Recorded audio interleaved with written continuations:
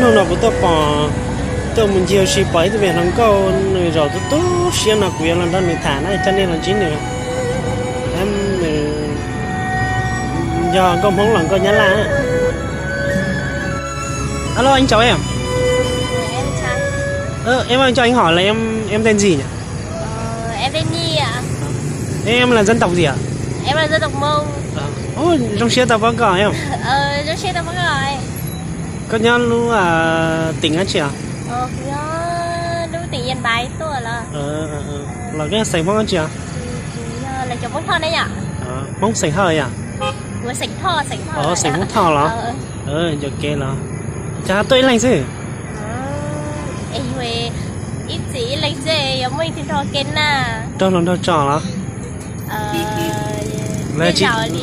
Là chị tao một lần đâu à? Giống mua thiêu thì chị tao chỉ lo sợ này. Trong xe tao có cả. Bộ cảnh đã tiết lâu mình nhiều xìa? Xe có một khổng đâu cũng mua mà. Là đi chụp hơi nữa của hai tụi mình lần có là cảnh đó cũng mua xì nữa là người cha nên một sai xe mình nhiều xì hạt tiền nữa.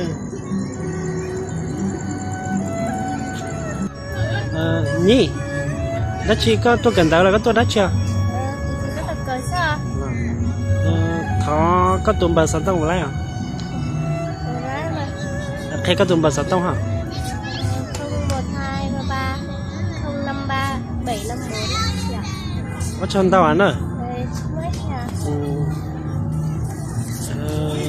Có cho khi có tụm bà sáu tông đầu tiên là thở từ tha tiếp là theo tao nó có thả xì à? Nhưng mà tao mà thở thay thu đuôi à? Phải lại.